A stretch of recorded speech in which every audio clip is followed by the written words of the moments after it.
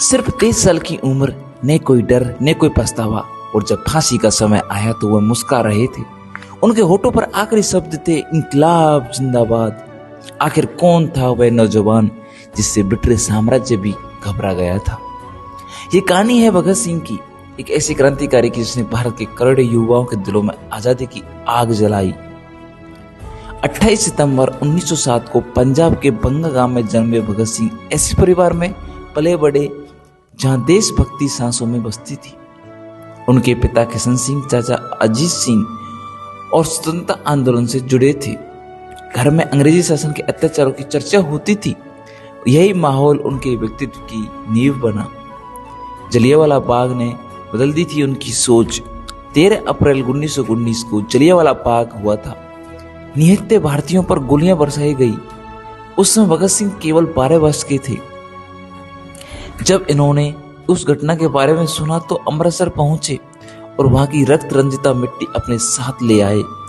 उस मिट्टी ने उसके मन में एक संकल्प पैदा किया, अब वह अपना जीवन देश को समर्पित करेगा।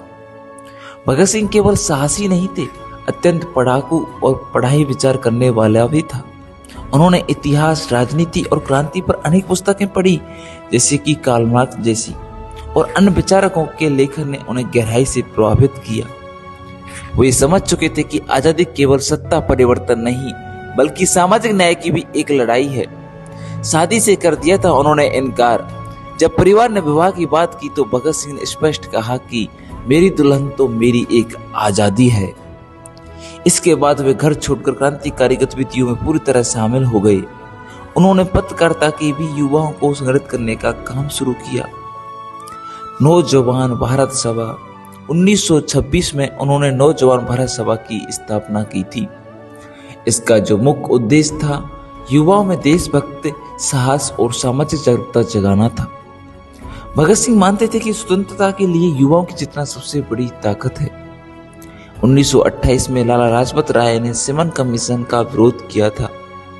पुलिस ने बर्बर लाठीचार्ज किया। गंभीर चोटों के कारण कुछ दिनों के बाद में उनका निधन हो गया।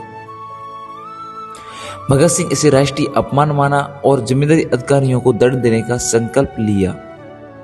सॉन्डर्स की हत्या 17 दिसंबर 1928 को भगत सिंह, शिवराम राजगुरु और सुखदेव थापा ने पुलिस अधिकारी जॉन सॉन्डर्स को गोली मार दी। ये केवल बदले की कार्रवाई नहीं थी, ये संदेश था कि अत्याचार का जवाब मिलेगा।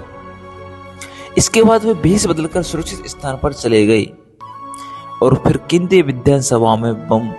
8 अप्रैल 1929 को सेंट्रल लेजिस्लेटिव असेंबली में भगत सिंह और बाटू के सवार डट ने बम में फेंके।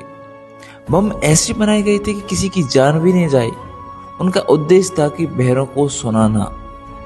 जो लोग बहरे होते हैं उनको सुनाई नहीं देता, लेकिन उनको भी बम की आवाज सुनाना। उन्होंने भागने के बजाय स्वयं गिरफ्तारी दी और पूरे देश के सामने अपने विचार रखने का अवसर चुना। इंकलाब जिंदाबाद। गिरफ्तारी के बाद अदालत में भगत सिंह की आवाज गूंजती रही, इंकलाब जिंदाबाद। सिर्फ उनकी एक ही आवाज थी, इंकलाब जिंदाबाद। ये नारा युवाओं के लिए एक प्रेरणा बन गया और आज भी उतनी ही शक्ति से गूंजता है जैसे कि ये इंकलाब जिंदाबाद के नाम से पहले गूंजता था। जेल में भारतीय कैदियों के साथ भेदभाव किया जाता था। भगत सिंह और उनके साथियों ने लंबी भूख हड़ताल शुरू कर दी थी। वे मांग कर रहे थे कि भारतीय राजनीतिक कैदियों को भी वही सुविधा मिले जो ब्रिटिश कैदियों को मिलती थी। यह संघर्ष केवल जेल की सुविधाओं के लिए नहीं था बल्कि समानता और सम्मान के लिए था। जतिन दास का बलिदान हुआ था। भूख हड़ताल के दौरान जतेंद्र दास ने 63 दिनों के बाद प्राण त्याग दिए। उनकी शहादत से पूरे देश में आक्रोश फैल गया। भगत सिंह अब केवल एक क्रांतिकारी नहीं, राष्ट्रीय चेतना के प्रतीक बन चुके थे। भगत सिंह ने अदालत में कहा था कि उनका उद्देश्य हिंसा फैलाना नहीं है बल्कि जनता को जगाना है। उन्होंने साफ किया कि क्रांति का अर्थ अराजकता नहीं बल्कि अन्यायपूर्ण व्यवस्था का अंत है। उनके विचारों ने लाखों युवाओं को प्रभावित किया। जेल में उन्होंने अनेक लेख लिखे। उनका प्रसिद्ध निबंध में नास्तिक क्यों हूं आज भी पढ़ा जाता है। वे तर्क, विज्ञान और सामाजिक और समानता के समर्थक थे। वे ऐसे भारत का सपना देखना चाहते थे कि जहां हर व्यक्ति को सम्मान और अवसर मिले और व्यवहार मिले।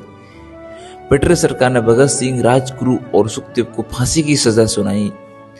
देश भर में विरोध हुआ, लाखों लोगों ने सजा रोकने की मांग की, लेकिन सरकार अपने निर्णय पर अड़ी रही और उसकी अंतिम रात थी 23 मार्च 1931 की शाम को।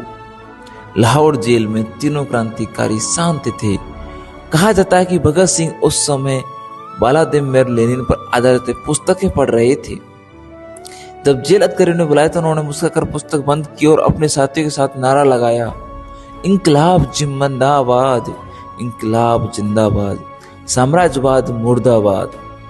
हंसते हंसते फांसी। सिर्फ 23 साल की उम्र में भगत सिंह, राजगुरु और सुखदेव फांसी पर चढ़ गए।